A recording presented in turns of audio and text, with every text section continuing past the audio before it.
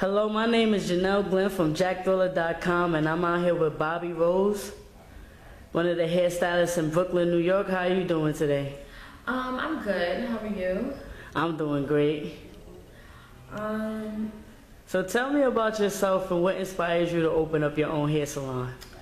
Okay, so first, my name is Bobby Rose. The name of the hair company is Bobby Lux Hair Studio. I'm located on 2606 Church Avenue, Brooklyn, New York, 11226. So basically, I started out as just selling virgin hair, like weave extensions, and after about a year of researching, finding, a place where I can get 100% virgin hair, I then decided that I wanted to take it a step further and give the hair company an actual home. And then after I decided I wanted to give the company a home, I decided, hey, it would just be like, super cool if, not only did I sell hair, but I also, provided, weave services. And then after I said, okay, fine. Provide weave services, that's awesome, that's great, but I need something that's gonna make this situation pop. I need there to be not to say something that sets me aside, but I need when females come in here, they don't want to leave. They come in and then they stay and then they want to come back, and I provide that ambiance for them, that they feel luxurious, because the name of the hair is Bobby Lux. Lux is luxurious in French. And so I decided, okay, fine, I'm gonna add a manicurist. And so now we have hair vendor, 100% virgin hair vendor. Then we have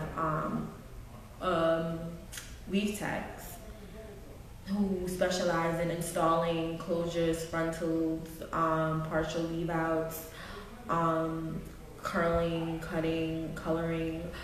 Okay, fine. So then I said, okay, now I have a manicurist. Now, my manicurist, she came with, she's like a triple threat. She threads and she also does henna.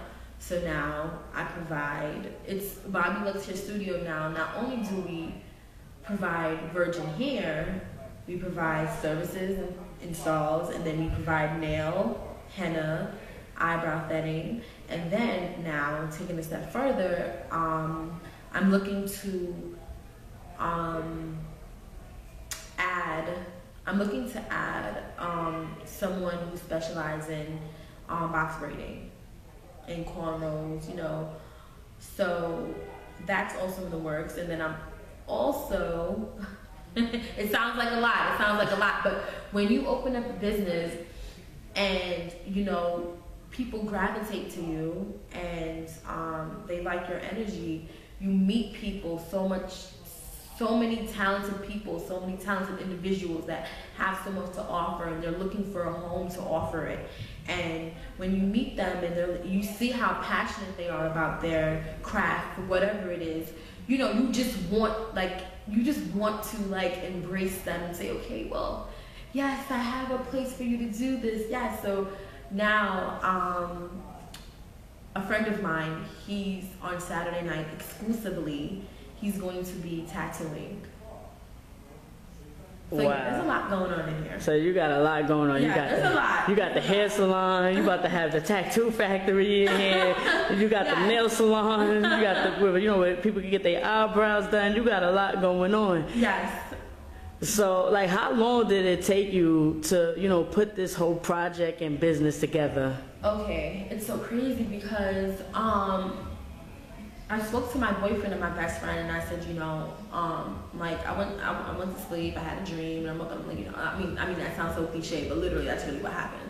I woke up and I was like, yo, I want to open up a spot, okay, yeah, selling virgin hair, having a website, yeah, that's cool, but I want to have a home for it. And they're like, that's good. So I had that conversation probably like January 8th. I started researching, found a realtor. This place is actually the first place that I looked at. It's the first and the only place I looked at. I made up my mind I found here probably like 2 days after, and by January 15th I had the keys in my hand. And then it was just so it kind of like I can't say I always had, you know, dreams of having a hair salon. I always knew I wanted to open up something. I thought it would have been a nail spa at first, because I was always just something about just being able to relax and let your hair down, get your feet done, get your nails done. That always, you know, drew me in. I thought it would have been a nail spa, but then it turned out to be a hair salon. But it's still something. So probably in the space of 3 weeks of deciding that I wanted to open up someplace, I opened it. That's what's up. You know, I respect it. You know, you got a lot going on. You made your dreams become a reality. Did you find it difficult? Did you have to work a job in the meantime to get the money to be able to finance everything? Like, how did you go about everything? Okay, so I'm a pediatric nurse. So you know, I was working, I was saving, you know, putting money aside. This was money that was invested into the salon that would have been for my first home. I said I was gonna buy a home before 30, and I was, you know, because I'm 26 now, and I just, you know, was just saving. You know, I don't want to say I'm a homebody, so it makes it easier to save when you are a homebody. I don't really go out much. So, yeah, basically, I have a day job, and that is the money that I use to fund this. I didn't take out a loan. I didn't have a sponsor. I didn't have a sugar daddy. I didn't have a boyfriend like, here, this is yours. No, I did it myself. I salute you for that, because most people look for somebody else to do it for them, and they don't really, you know, have the ambition to go out there and make it happen for themselves. Did you find it hard, you know, because you said you've been, you know, selling hair for a long time, way before you had the salon and everything. How did you juggle, you know, having to work a job and, you know, do that business at the same time? I mean, I look at it like this. It's like, you know, I can't complain about my hours in a day, because you got Puffy, who's like juggling a million things. Yes, he has a team that makes it way easier, but still, every executive decision has to go through him before it's made. You have Beyonce, who's juggling a million things a day, plus on top of that, she's a mom, she's a friend, she's a daughter, she's this, she's that. Then we have what? We have so many people, like even my mom, she's a single mom. Well, she's married now, but whatever. She's a single mom, and she raised her children by her lonesome with her job, and she had to juggle. Like, when you just have to know that you can't worry about the fact that I might not get 8 hours of sleep. Like, it's okay if you don't get 8 hours. It's okay if you only get 4.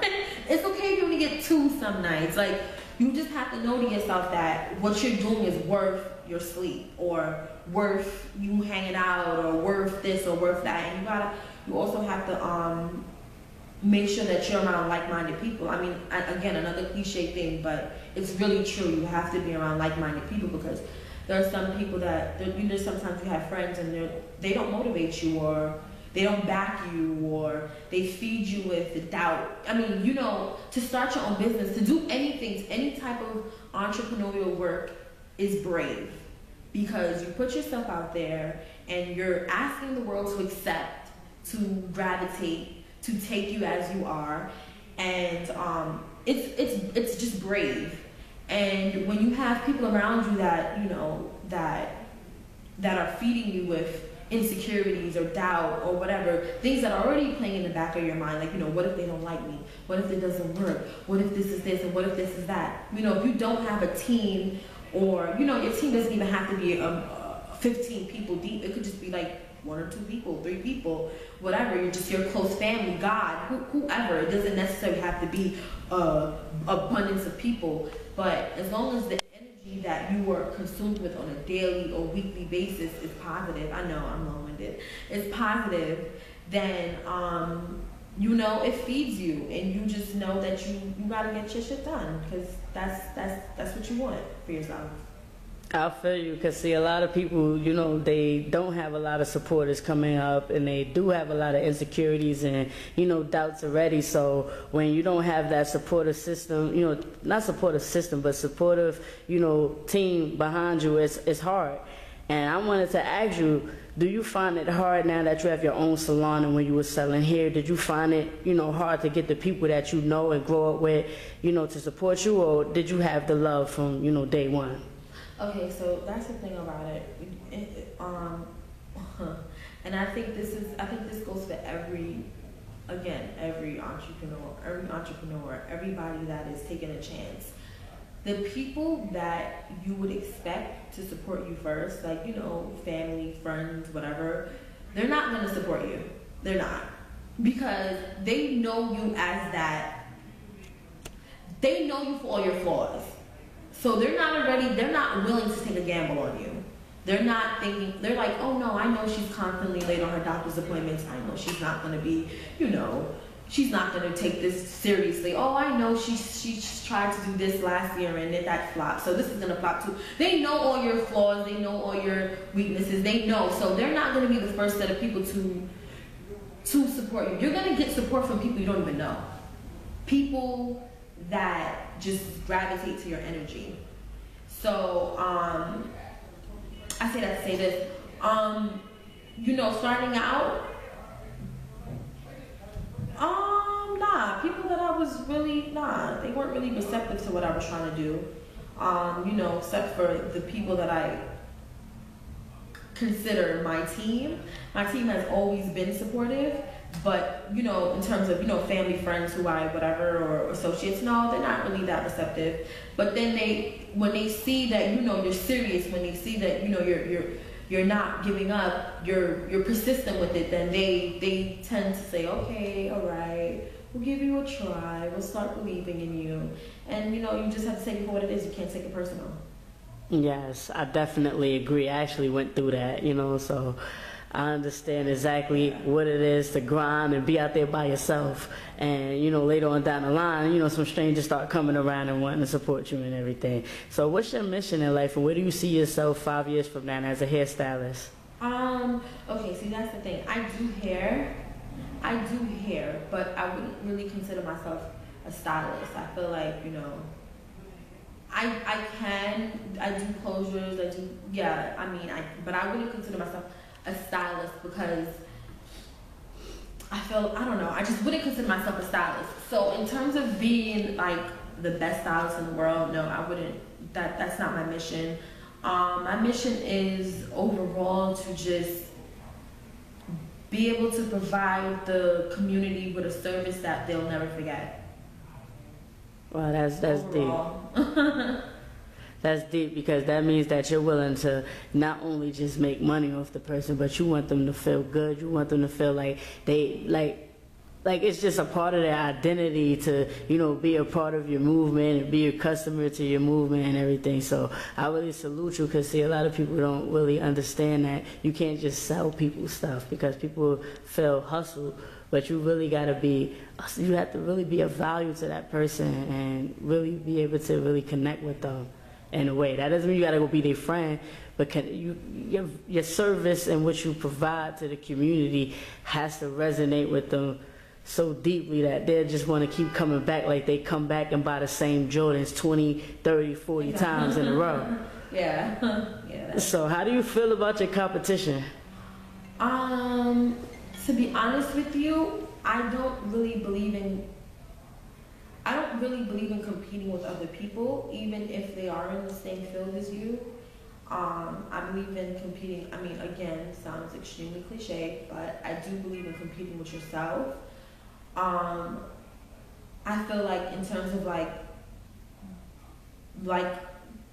people that are in the hair industry or in the hair business, I feel like there's more than enough people in the world that we all can provide. I can't cover the whole of Flatbush. I can't supply the whole of Flatbush with hair. I can't I can provide the whole of New York with hair. There needs to be other people that's gonna be able to. I can't do everyone's hair. Like everyone can't get their nails done here. It's just impossible. So, and again, I love women, females that are doing their thing. It's just so easy to just rely on someone. It's the easy road. So if there are women or men, because men sell hair too, men are doing it as well. I'm all with you. Like that's what's up. Like do your thing. In terms of competing, now the real competition, like which is myself. It excites me every day because I see the growth within myself. I see myself being a better person every day. I see how optimistic I can be every day, and I'm just so excited to see who I'm going to be tomorrow. Well, that's powerful. I respect it. That's powerful because a lot of people don't say it. You know, I look to see what I'm going to be tomorrow. Like, they're so busy focusing on what's going on outside of themselves and what other people are doing and comparing themselves to other people that they don't really just realize that, you know, what you're doing is a part of who you are and your purpose, and you should only be doing it for you. You shouldn't be doing it for, like, validation from other people and stuff like that because there's no freedom in it. No, exactly. And if you're gonna walk around, if you're gonna live your life trying to be better than someone else, you might as well just get a 9-to-5 and get a promotion and work to get promoted. No, seriously. My response to that would have been a little bit more, unprofessional. Because I was gonna just go say, kill yourself. I mean, you could do that too, though. But nah, it's just it makes no sense to be competing with other people. It makes no sense because the way lessons are set up, it's when God feels as if you're ready for it. So I can't expect what you got because I may not have, fulfilled what I need to fulfill in God's eyes. So I can't worry about how far you've came or how far you need to go. I just need to worry about myself. Yeah, so where can people find you at on social media to connect with you? Okay, you guys can follow me on Instagram at Bobby Lux Hair. It's B-O-B-B, Bobby with an I, so it's B-O-B-B-I-L-U-X-E hair, HAIR.com. No, that's on Instagram. And the website is www.BobbyBobbyLuxeHair, HAIR.com. And follow us on Facebook at Bobby Lux Hair on Facebook. No, like us on Facebook. It's like, right? Yes. I'm so, my PR deals with all of that, all the social media thing. I just deal with this type of part. All right, great. This is Janelle Glenn reporting live here with Bobby Lux.